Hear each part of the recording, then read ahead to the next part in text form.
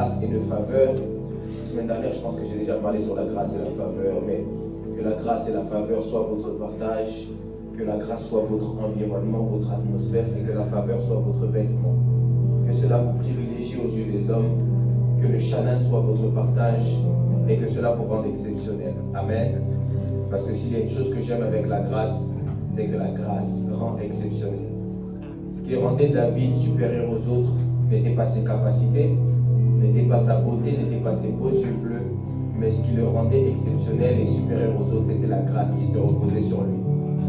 Ce qui rendait Joseph supérieur à ses frères n'était pas son songe, mais le songe en réalité n'était simplement que le résultat d'une grâce qu'il y avait sur lui.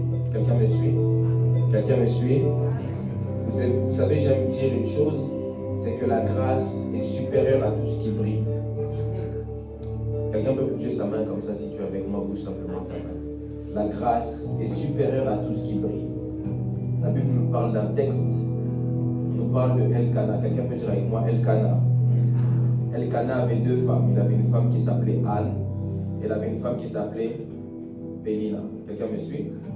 Pénina, c'est synonyme de bijoux, brillance, beauté. Et Anne, c'est synonyme de grâce et de faveur. Quelqu'un me suit? Anne n'avait pas d'enfants. Pénina avait des enfants. Mais le comportement de Elkana était beaucoup plus élevé avec Anne qu'avec Pénina. Il lui donnait plus qu'il donnait à Pénina. Parce qu'elle avait quelque chose en elle que Pénina n'avait pas. Et cette chose, c'était la grâce. Quelqu'un me suit? C'est pourquoi Pénina, on connaît, on sait qu'elle a des enfants. Mais si je vous demande de me citer le nom d'un des enfants de Pénina, personne ne sera capable de le faire.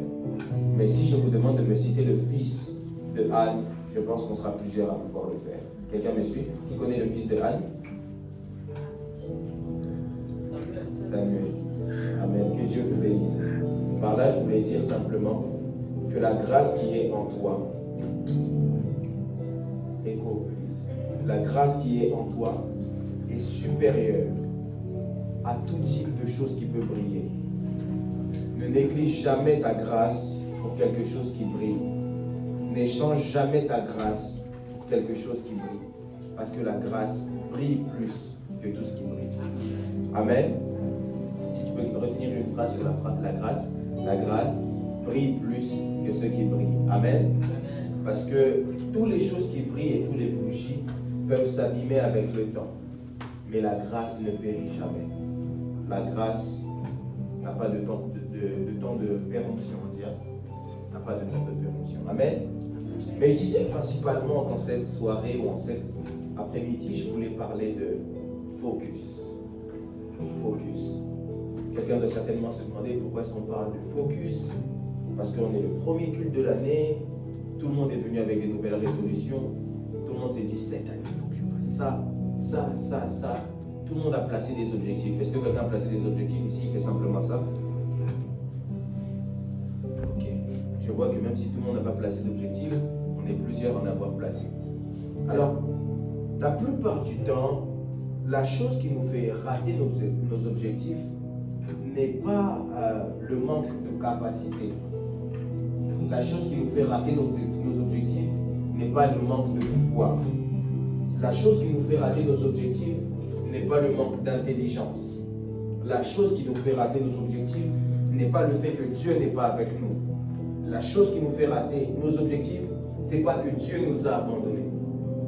Mais à 95% du temps, la chose qui nous fait rater nos objectifs, c'est la distraction. Plusieurs remarqueront que quand on rate nos objectifs, généralement c'est par flemme et par distraction. Or, on ne sait pas, mais la flemme, c'est une sorte de distraction. Déjà, premièrement. Et puis, celui qui a trop la flemme ici, j'aimerais lui donner ce conseil. Moi-même, je me le donne, je prie pour ça tous les jours. La flemme est un signe de l'esprit de mort.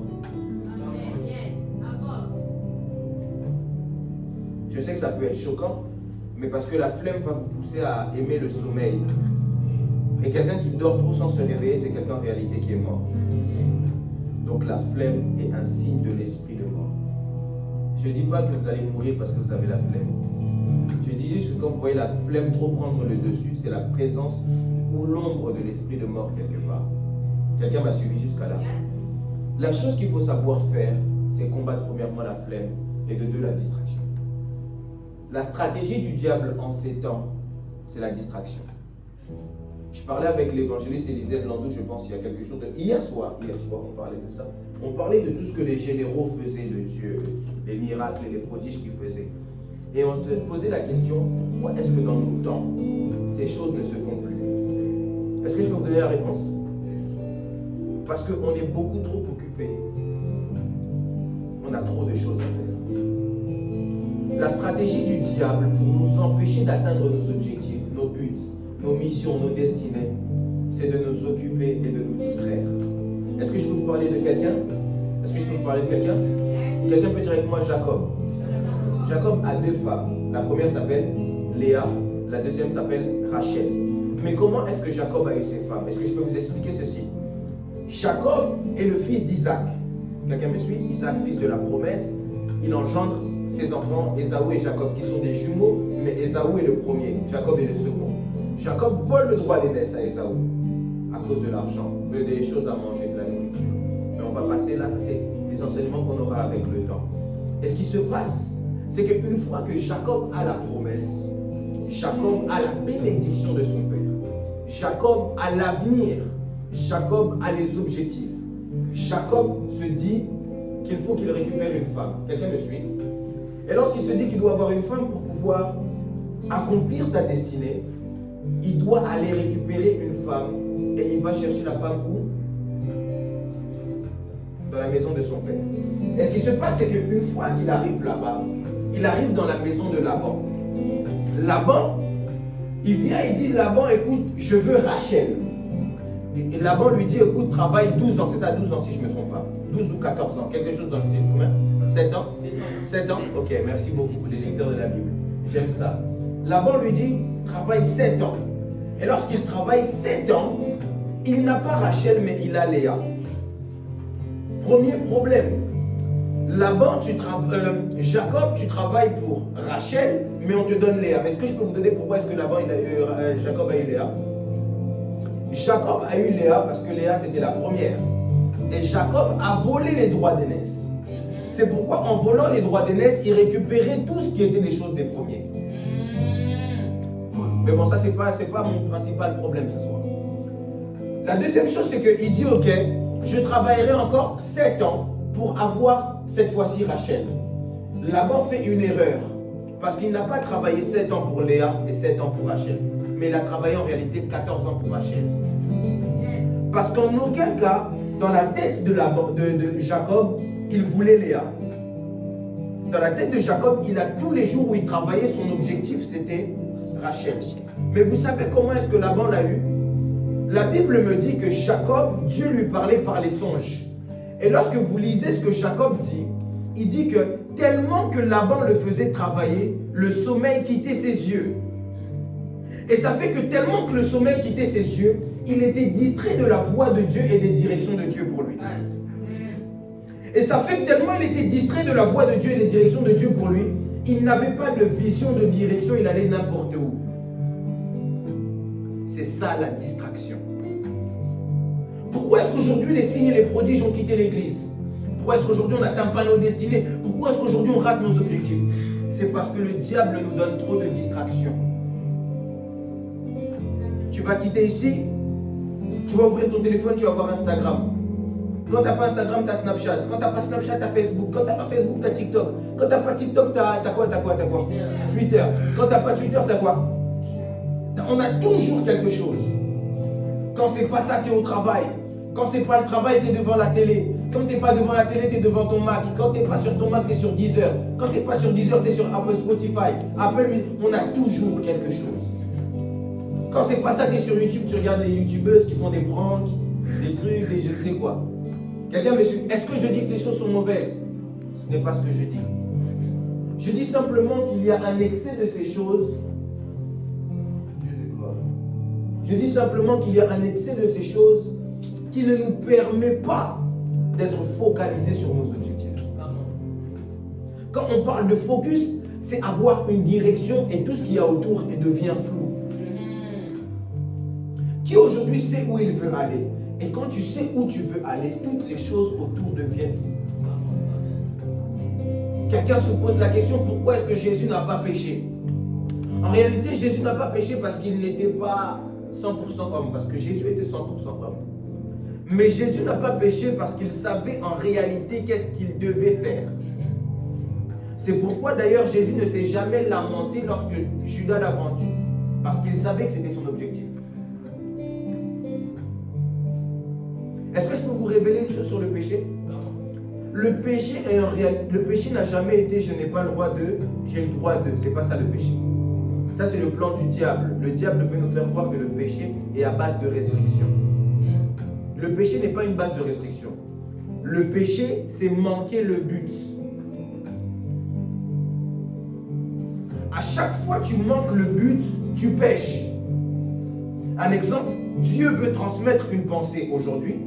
Si je ne transmets pas la pensée que Dieu veut que je transmette, que j'en transmets une autre, j'ai péché. Parce que je manque le but de ma venue sur terre. C'est ça le péché. Le péché, c'est manquer le coche. C'est rater ce que tu dois faire. C'est ça le péché. C'est pourquoi j'ai l'habitude de dire aux gens qui pensent que aller au ciel, c'est simplement marcher dans la vie de sanctification. C'est l'erreur principale du chrétien. Aller au ciel, c'est aussi en dépend de ta vision, de la mission que Dieu t'a donnée. Parce que lorsque Jésus donne la parabole des vierges, il dit, il en est de même, il donne la parabole des talents. Parce qu'en réalité, lorsque tu n'exploites pas les choses qu'il y a en toi, tu pèches. Lorsque tu n'exploites pas la vision que Dieu a mis en toi, tu pèches. Lorsque tu n'exploites pas les choses que Dieu a placées au-dedans de toi, tu pèches. Parce que je le dis dans mon livre, la chose que Dieu a mis en toi est la réponse à la prière d'une autre personne. Amen. Donc tu empêches le plan de Dieu d'arriver à exécution. Tu pèches. Tu manques le but. Quelqu'un peut dire avec moi, je ne dois pas manquer le but. Mais je parlais de focus. L'une des choses qui nous empêche d'entrer dans nos objectifs, je n'ai même pas parlé de destinée, juste objectif, c'est le fait qu'on est trop éparpillé. C'est le fait qu'on fasse tout n'importe comment. C'est le fait qu'on manque de direction. Je le disais, une vision sans action devient une hallucination. En fait, à chaque fois que tu as un but, mais que tu ne poses pas des actes concrets pour arriver à ce but, tu es en train d'halluciner, mec. À chaque fois que tu veux arriver quelque part, mais que tu ne te donnes pas les moyens d'arriver là où tu veux, tu es en train d'halluciner. Même pas seulement dans les choses de Dieu. Peu importe le domaine possible. Que ce soit au travail, tu veux être, comment on dit, avoir un surclassement, c'est ça? Tu veux être surclassé, par exemple, passer manager, chef. Tu veux aller à l'école. Promotion. Parce que moi, je ne travaille pas, donc je ne connais pas ça. Tu veux à l'école, tu veux passer à la classe supérieure, mais tu ne te donnes pas les moyens. Parce qu'en réalité, tu es en train de faire, tu es en train d'halluciner. Quand on parle d'hallucination, c'est limite de la folie. Tu veux des dimensions avec Dieu, mais tu ne fais rien pour, tu es en train d'halluciner. Quelqu'un m'avait demandé, qu'est-ce que je peux faire pour que Dieu m'utilise comme il ne m'a jamais utilisé? Je lui ai dit, fais ce que tu n'as jamais fait avec Dieu. Tu veux qu'il fasse avec toi ce qu'il n'a jamais fait avec toi. Toi, fais avec lui ce que tu n'as jamais fait avec lui. Il y a des choses qui sont tellement simples, mais parce qu'en réalité, on n'est pas focalisé. On perd la route. J'ai un exemple. Hier, je devais aller à Saran, mais j'étais au téléphone. J'étais en train de conduire, j'étais au téléphone. Je suis allé à Artenay. Parce que j'étais pas focalisé. Et en réalité, lorsqu'on n'est pas focalisé, il y a comme un flou qui rentre dedans. Et parfois, on va chercher des démons de famille, des sorciers qui nous envoûtent, nos amis qui nous portent la poisse, alors que c'est tout simplement un manque de focus. Est-ce qu'on peut lire la Bible rapidement? Je veux qu'on puisse lire la Bible parce que depuis là, j'ai pas... Alors, rapidement, si on peut prendre 1 Corinthiens chapitre 10 au verset 23. 1 Corinthiens chapitre 10 verset 23. Est-ce que je peux prêcher comme je le sens? J'ai l'impression qu'on ne veut pas que je prêche. Est-ce que je peux prêcher comme je le sens? Je répète encore une fois, est-ce que je peux prêcher comme je le sens? Est-ce que tu peux dire plus fort, est-ce que je peux prêcher comme je le sens? Ok. 1 Corinthiens chapitre 10 au verset 23. 1 Corinthiens chapitre 10 au verset 23. J'ai la parole au nom du Seigneur Jésus. La Bible me dit, tout m'est permis, mais tout ne m'est pas utile. Tout m'est permis, mais tout n'édifie pas. On va prendre Éphésiens chapitre 5 au verset 16. Éphésiens chapitre 5 au verset 16. Est-ce que quelqu'un aime la parole de Dieu ici? Amen. Éphésiens chapitre 5 au verset 16. Si tu n'aimes pas, je vais t'apprendre à aimer. C'est pas grave. Quelqu'un n'aime pas la parole de Dieu ici? Ah, dans une église, on a crié Amen. Non, je plaisante. Éphésiens chapitre 5 au verset 16. Est-ce que je peux lire? Éphésiens chapitre 5 au verset 16. Je lis la parole du Seigneur.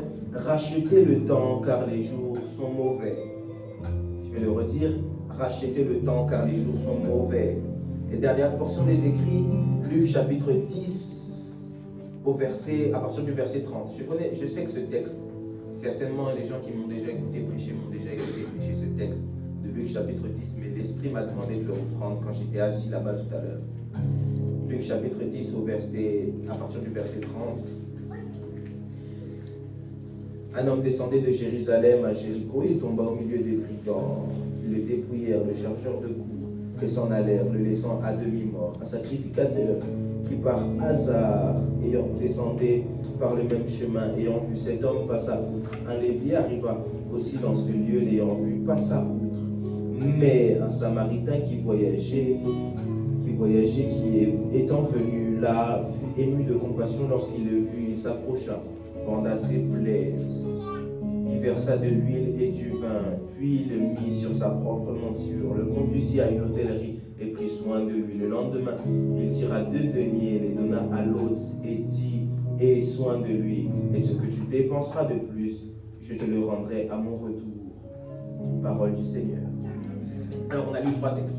Le premier texte, on nous parle de tout m'est permis, mais tout m'est pas utile. Je pense que j'ai déjà ouvert ça, ok?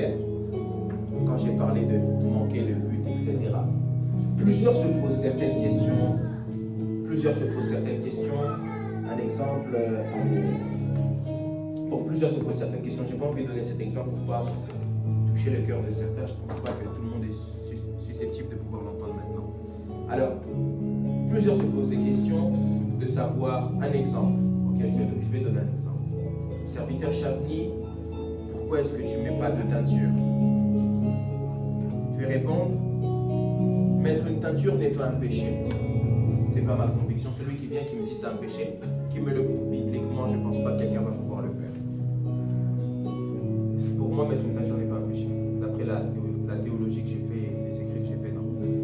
C'est pas un péché. Ok, alors pourquoi si quelqu'un le fait, tu vas lui dire de ne pas le faire? Je vais dire ok, c'est pas un péché, ok. Mais s'il le fait, il peut commettre un autre péché. Ok, lequel? Il peut devenir une occasion de chute pour les autres. Parce que dans le milieu dans lequel on est, c'est des choses qui ne passent pas. Et quand tu atteins à la culture des autres, au cœur des autres, tu deviens une occasion de chute.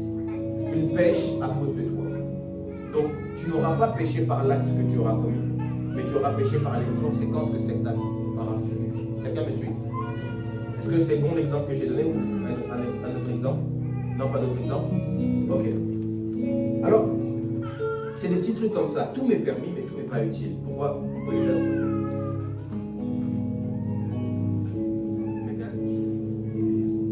Alors, ce qui se passe, c'est que plusieurs ne comprennent pas et pensent souvent que la vie chrétienne, j'aimerais le dire et ça j'insiste dessus, tu peux la mettre sur ma chaise. Plusieurs pensent souvent que la vie chrétienne, c'est comment le dire? C'est une vie remplie de restrictions. Or, en réalité, la vie chrétienne n'est pas une vie remplie de restrictions. Est-ce que je peux vous expliquer pourquoi Dieu a mis des péchés ou pas des péchés? Je peux l'expliquer. Un jour, je vais le dire parce que moi-même, c'était l'année dernière. Je me plaignais auprès de Dieu. J'ai dit, ah Seigneur, vraiment, pourquoi tu ne permets pas des fois, par exemple, ça, je peux le faire, c'est rien. C'est un péché, mais j'ai dit ça, je peux le faire, c'est rien. Qu'est-ce que ça va t'enlever? Moi, je pose comme ça des fois des questions à Dieu, je suis désolé. Alors Dieu me dit, le problème n'est pas que ça ne va rien m'enlever à moi. Le problème, c'est que toi, tu ne sais pas qu'est-ce que ça va te faire à toi. Alors, tu veux le faire, mais tu ne sais pas ce que ça te fait à toi.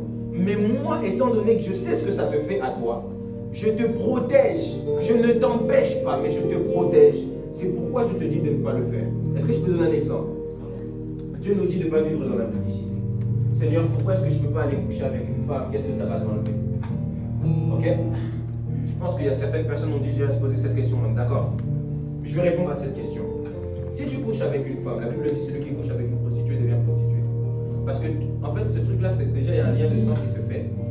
Et en plus, il y a des esprits qui se transmettent. Et Dieu, ayant conscience de ça, veut te protéger. Donc, il te demande de ne pas le faire. Pas pour t'embêter, pour te protéger. Quelqu'un comprend? Quelqu'un comprend un peu ou pas? Tout m'est permis, mais tout n'est pas utile. Quelqu'un peut le dire, tout m'est permis, mais tout n'est pas utile. Redis-le bien, tout m'est permis, mais tout n'est pas utile. Alors, le deuxième texte que j'ai lu, on nous parle de racheter le temps au temps. Pourquoi est-ce qu'il faut être focus? Parce qu'en réalité, quand toi tu es distrait, le temps n'est pas distrait. Quand toi tu es distrait, le temps lui n'est pas distrait. Quand toi tu décides de faire une pause, le temps lui ne fait pas de pause. C'est pourquoi j'ai dit quelque part un jour à quelqu'un, je sais que ça peut frustrer les gens, je le dis à tout le monde ici. Celui qui veut avancer avec Dieu doit s'éloigner de tous ses amis qui ne l'emmènent pas à se rapprocher de Dieu. C'est choquant, hein? Parce que quelqu'un va dire, mais non, mais il ne me rapproche pas de Dieu, mais il ne m'éloigne pas forcément. Il ne t'éloigne pas forcément, mais le temps qui te met à stagner, ce temps-là, le temps lui avance. Et toi, tu t'arrêtes. Et le temps n'est pas notre ami. Vous savez qu'aujourd'hui ne reviendra pas demain. Ça veut dire que le temps que tu rates maintenant, tu ne l'auras pas demain. Le temps que tu rates maintenant, tu ne l'auras pas demain. Moi, des fois, je regrette des années que j'ai perdues, mais c'est trop tard. Tout le monde ici pourrait se dire, ah si j'avais su ça avant, mais c'est trop tard. Le temps qu'on a, sachez utiliser votre temps. Jésus est venu sur la terre, 30 ans formation, 3 ans de ministère. Mais en 3 ans, il a fait ce que beaucoup n'ont pas fait peut-être en 40 ans. Parce qu'il savait utiliser son temps. Toi, ton temps, tu n'es pas seulement sur Instagram. Allez regarder qui est dans la sauce. Allez regarder le direct de Antel. Parce que l'autre a fait ceci. L'autre a dit ceci. L'autre là-bas a insulté l'autre. L'autre là-bas a insulté les pères. L'autre a insulté le père spirituel de l'autre. Donc lui, comme c'est plus son père spirituel, c'est de... Regardez un peu. Ça, c'est ça le temps que toi tu passes. Pendant que toi tu es en train de perdre ton temps dans ça, il y a quelqu'un qui est en train de prier.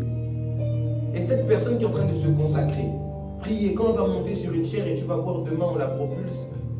Oh, c'est quoi son secret? Donne-nous les clés. La clé, c'est que pendant que toi tu es distrait, lui cherche Dieu. Dernièrement, on m'a envoyé un live. Je me suis dit, ok, on m'envoie le live joué. Généralement, j'aime pas rentrer dans les lives. Et puis, carrément, il y en a, ils font pire. Ils créent des comptes fake pour aller dans certains lives.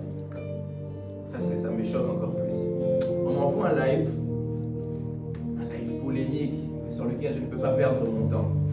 Mais je me dis, ok, je vais rentrer dans le live. Vous savez pour faire quoi? Pas pour écouter ce qu'on dit, mais pour regarder. Parce que maintenant, Instagram, on peut voir qui est dans les lives. Je vais regarder qui est dans le live. Je clique comme ça. Ah, j'ai vu tous les gens d'Orléans. Les gens qui demandent les clés, je les ai tous vus là-bas. En train de suivre des polémiques. Mais j'ai dit, mais Seigneur, le temps qu'on perd dans ces bêtises, à savoir l'autre a fait ci, l'autre a fait ça. Carrément, ce temps-là même, il ne sert à rien parce qu'au final, il y a quelqu'un qui va venir te le dire. Comme moi, j'ai toutes les informations, sans même aller les chercher, on vient me les dire. Alors pourquoi je vais perdre encore plus mon temps à aller dans ce genre de bêtises? Oh, Penny, elle est dans la sauce, venons pas tous sur Twitter. Non, guys. Ça nous sert strictement à rien. C'est la stratégie du diable, te distraire. Vous savez pourquoi souvent à l'école on échoue? Pas parce qu'on n'est pas intelligent. mais parce que pendant que le prof il parle, nous on est en train de parler avec notre pote. C'est la stratégie du diable, te distraire. Quelqu'un peut dire avec moi, je ne serai plus distrait. Qui ici veut réussir dans la vie?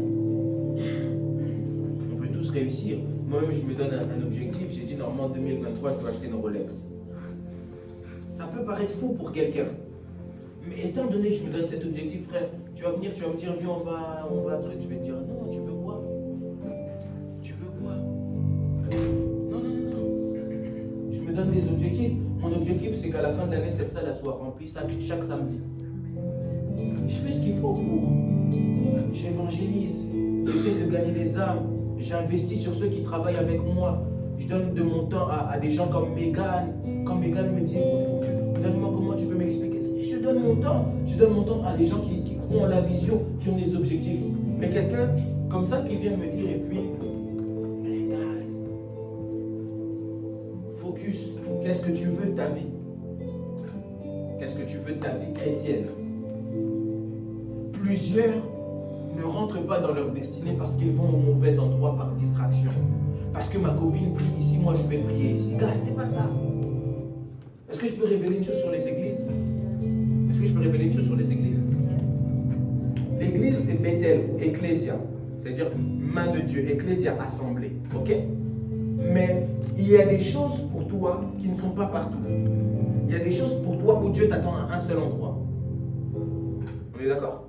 Il y a des choses pour toi où Dieu t'attend à un seul endroit. Parce que, est-ce que je peux vous révéler une vérité sur le monde spirituel? Je peux vous révéler une vérité sur le monde spirituel? Dans le monde spirituel, tout marche avec des portes, des grilles et un ciel. Chaque personne sur sa tête a un ciel. Chaque territoire a un ciel. Et après il y a le ciel général, mais chaque territoire a un ciel. Quelqu'un me suit? Et il y a plusieurs. Quand Dieu te demande un exaucement ou quand tu attends un exaucement de Dieu, Dieu t'attend à un poste précis, à un lieu précis, parce qu'il y a un ange qui vient déposer l'endroit à un lieu précis. Parce que dans le monde spirituel, chacun a une adresse où Dieu t'attend. Je donne un exemple. Je dois recevoir un colis demain à mon adresse. Mais moi, je vais à Perpignan. Le colis est là, mais je ne l'ai pas. Je ne l'ai pas en ma possession, simplement parce que je suis au mauvais endroit, par distraction. Quelqu'un va certainement se poser la question, comment savoir où je dois être? Mais on prie. Le Saint-Esprit parle. Merci Saint-Esprit, est-ce que je peux vous révéler ce secret? Je vais vous le révéler. Franchement, aujourd'hui, je vais vous le révéler. Un secret du prophétique. Je peux le faire? Alors plusieurs pensent que Dieu ne parle pas parce qu'ils n'entendent pas Dieu audiblement. C'est ça, non? C'est ça, non? On est d'accord, non? Plusieurs pensent que Dieu ne parle pas parce qu'ils n'entendent pas Dieu audiblement. C'est ça. Vous savez pourquoi Dieu parle très peu audiblement? Je peux vous dire. Parce que Dieu vit en vous. Comment vous voulez qu'il vous parle audiblement? Pour que quelqu'un vous parle audiblement, il faut qu'il soit à l'extérieur de vous. Quand il est en toi, il va te parler en toi. C'est ça ou c'est pas ça? Quand ton ventre, tu le sens au-dedans de toi. Quelqu'un me suit? C'est ça. Je peux vous donner un exemple. Avant-hier, il y a une amie à moi qui est enceinte, on va dire. Elle devait accoucher la semaine prochaine. Avant-hier, j'ai eu mal au ventre. Comme si on m'avait mis un coup dans le ventre. Je dis, le premier nom qui me vient à l'esprit, c'est elle. Je l'appelle, je lui dis, écoute, avant la fin de cette semaine, tu vas aller accoucher. Ah mais non, mais n'importe quoi, j'ai venu toi avec des trucs de prophétie là, n'importe quoi. J'ai dit, mais moi je t'ai dit pour te prévenir, parce que j'ai senti ça. Elle me dit, mais n'importe quoi, je dois accoucher la semaine prochaine. J'ai dit, ok d'accord. Moi aussi j'ai fait ce que j'ai à faire. Hier je suis à Tours, un jour après, elle m'appelle, Chavni, t'es un sorcier, je suis à l'hôpital. Bon, est-ce que Dieu m'a parlé à l'oreille? C'est très simple prophétique. Tu pries Dieu. Dieu parle à tout le monde sans exception. Même si c'est vrai qu'il ne parle pas à tout le monde comme il parle au prophète. Ça c'est vrai. Quelqu'un me suit? Mais Dieu parle à tout le monde. On n'est pas focus. Quelqu'un peut dire avec moi, je dois être focus. Focus, situe-toi au bon endroit, au bon moment. Et surtout, sois fixé sur tes objectifs. Mais j'aimerais vous parler par rapport à l'année 2022. Pourquoi est-ce que tu dois être focus? Parce que cette année, tu vas rencontrer 3 types de choses. Je peux les dire? Quelqu'un peut dire avec moi 3. Cette année, tu vas rencontrer 3 types de choses. La première chose qu'on rencontre, que ce soit en événement ou en type d'amis ou en type de personnes, c'est les brigands. Quelqu'un peut dire avec moi les brigands? Les brigands. Alors qu'est-ce que les brigands font? Les brigands, c'est quelque chose qu'on ne souhaite pas. C'est quelque chose qu'on déteste. Les brigands viennent, ils nous dépouillent, ils nous frappent et ils nous laissent à demi-mort. Cette année, tu vas rencontrer des événements qui vont tout enlever et qui vont te laisser sans espoir. Je le dis parce que c'est une réalité. Cette année, tu vas rencontrer des moments où ce sera difficile, où tu voudras abandonner, où tu vas te demander est-ce que Dieu est avec toi. Mais le plus gros problème avec Dieu, c'est que Dieu ne veut pas que tu avances. Dieu ne veut pas que tu cours. Dieu ne veut pas que tu marches. Dieu veut que tu arrives. C'est-à-dire que même si tu vois ce genre d'événement, ne perds pas patience. Parce que s'il y a une chose avec ces brigands, c'est que ces brigands ne te tuent pas. Ils te laissent à demi-mort. Or, la Bible me dit que tant qu'il y a de la vie, il y a de l'espoir.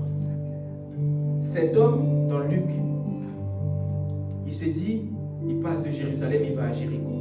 Ceux qui lisent la Bible et ceux qui sont théologiens vous diront que c'est le chemin le plus compliqué du monde. Un des chemins les plus compliqués du monde. Parce que Jérusalem se trouve au sommet d'une montagne. Et Jéricho, c'est le plus bas niveau de la terre. Alors cet homme, certainement, s'est dit, si je marche, déjà, ça va lui prendre plusieurs jours. Il a certainement pris des choses avec lui, avec lesquelles il allait se nourrir, avec lesquelles il allait se vêtir. Mais quand il marche, il rencontre les brigands. Les brigands nous blessent, mais les brigands n'arriveront jamais à nous tuer.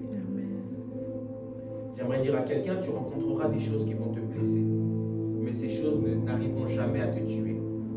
Jamais. Parce que Christ en toi, c'est l'espérance de la gloire. Amen.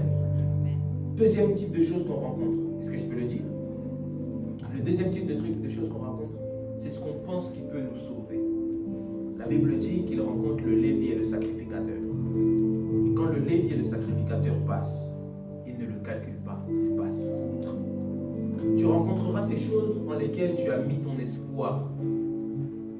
Tu te dis, c'est ça qui va me sauver, c'est là que je vais partir, c'est ça qui va tout déclencher. Et au final, rien ne se passe.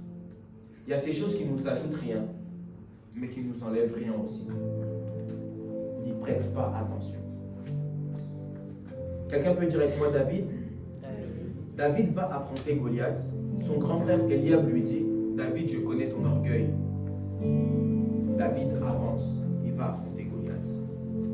Ne perds jamais ton temps et ton énergie dans ce qui n'est pas important.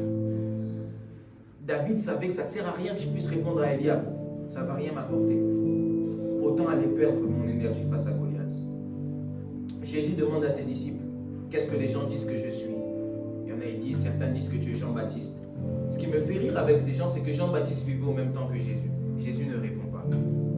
Certains disent que tu es Élie. Jésus ne répond pas.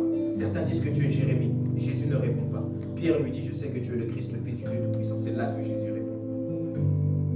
Être focus, c'est aussi choisir dans quoi on s'embarque et dans quoi on ne s'embarque pas. Il y a des choses qu'il faut accepter de ne jamais répondre. Même en tant que prédicateur dans le ministère, il y a des invitations auxquelles il faut savoir ne pas aller. Je vous dis la vérité. Il y a des choses qu'il faut savoir dire non. Il y a même des offrandes qu'il faut savoir refuser.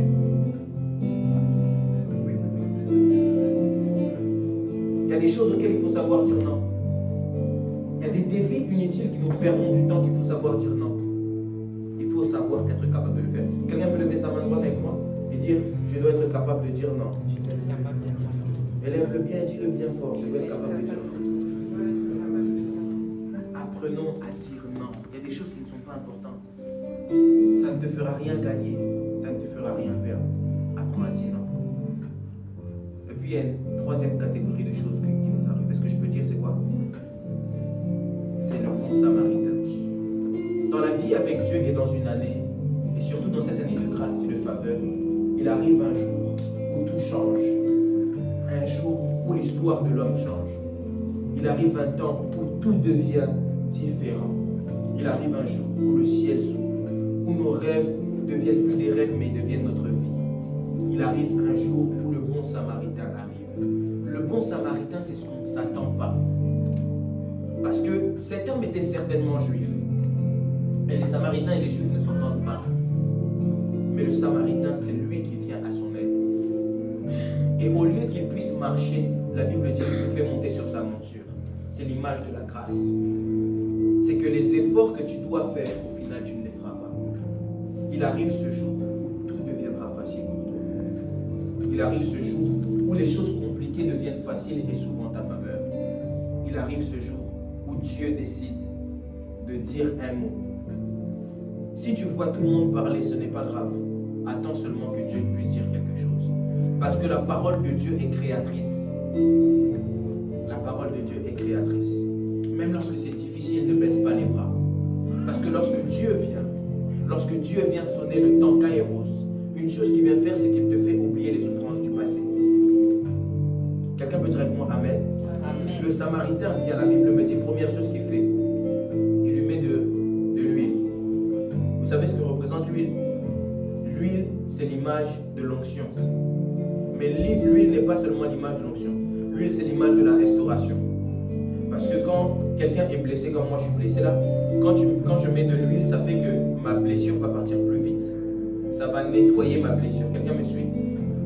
Après lui mettre de l'huile. Premièrement, quand il met de l'huile, j'aimerais dire à quelqu'un, quand le temps de Dieu vient, Dieu non seulement te donne l'onction, mais Dieu vient restaurer ce qui n'était pas en toi.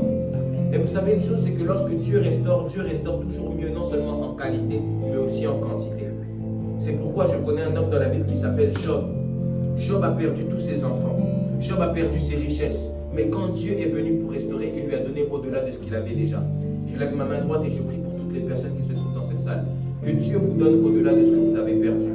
Quand Dieu est capable de laisser Abel partir, c'est que Seth est en train d'arriver. Et Seth vient nous donner la relation avec Dieu. Abel nous a montré les offrandes, mais Seth vient montrer la relation avec Dieu. Je prie dans le nom de Jésus que les sacrifices que Dieu a donnés, si tu n'as pas vu les résultats, que Dieu vienne renouer sa relation avec toi dans le nom de Jésus. Quand tu vois, j'ai l'habitude, je disais ça au pasteur Grasse. Je disais au pasteur Grasse, je crois. C'est au pasteur Grasse que je disais ça. Quand tu vois et que tu vois Dieu accepter que tu perdes quelque chose que tu ne pensais jamais perdre, c'est qu'il faut comprendre que derrière ça, Dieu est sur le point de te donner quelque chose que tu ne pensais jamais avoir. Quand tu vois Dieu t'enlever quelque chose que tu ne pensais jamais enlever, c'est que Dieu est sur le point de te donner quelque chose que tu ne pensais jamais avoir. Quelqu'un me suit? Je prie dans le nom de Jésus que Dieu te donne ce que tu ne pensais jamais avoir. Et ce qui se passe, c'est que la deuxième chose qu'il fait, il lui met du vin. Le vin, c'est l'alcool. L'alcool, c'est pour désinfecter. C'est-à-dire, il vient enlever les blessures intérieures, enlever l'acide qui reste au-dedans de toi, l'amertume qui reste au-dedans de toi. Et l'alcool, le vin, c'est aussi le symbole de la fête. Quand Dieu vient restaurer, il te fait entrer dans une saison de fête, une saison de célébration, une saison où les larmes deviennent des larmes de joie. Je prie que ce soit le cas pour toi dans le nom de Jésus. Je déclare pour toutes les personnes qui sont capables de recevoir cette parole, que Dieu vous fasse entrer dans une saison de fête. Et après cela, j'aime une chose qu'il fait, c'est qu'il vient bander ses plaies. Est-ce que je peux dire ce que ça signifie? Quand on parle de bander les plaies, c'est que plus personne ne peut venir ajouter par-dessus.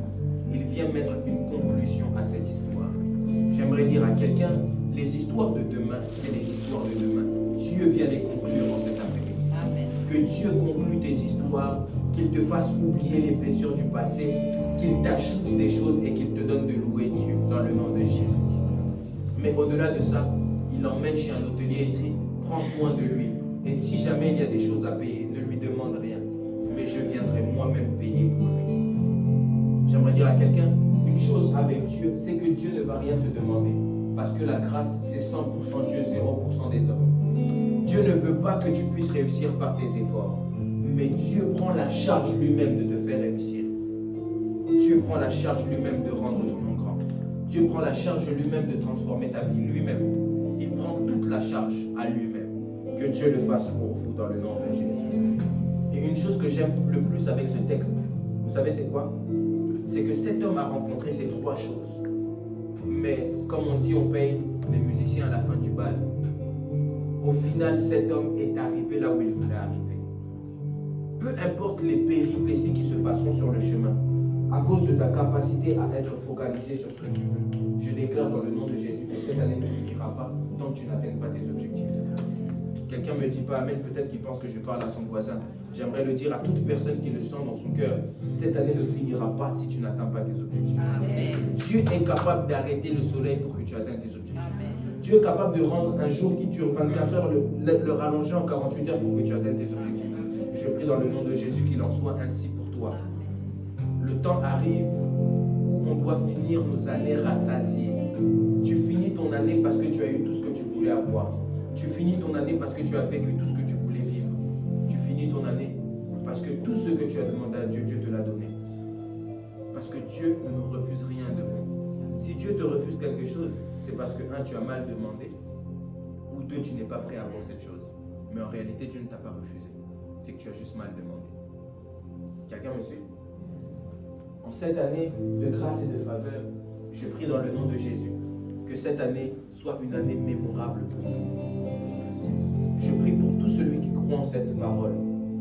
Si le ciel me connaît et parce qu'il me connaît, comme je suis prophète de Dieu, que Dieu le fasse dans votre vie dans le nom de Jésus. Dieu est fidèle et véritable. Vous savez une chose avec la prière, c'est que la prière n'échoue jamais. La prière a juste une date de validation qu'on ne connaît pas forcément. Prie Dieu, continue à chercher Dieu. La Bible me dit dans l'Apocalypse, alors que Jean est en train de voir l'ange et que l'ange lui montre les choses à venir, il voit cet homme sur un cheval blanc. Sur sa cuisse est écrit fidèle et véritable. Vous savez une chose que j'aime avec Jésus, c'est que la fidélité de Jésus n'est pas une caractéristique, mais que la fidélité en Jésus, c'est sa nature. C'est pourquoi lorsqu'il est écrit fidèle et véritable, fidèle et véritable sont écrits en majuscule, parce que Dieu est le oui et l'amen. Je prie dans le nom de Jésus que la fidélité de Dieu puisse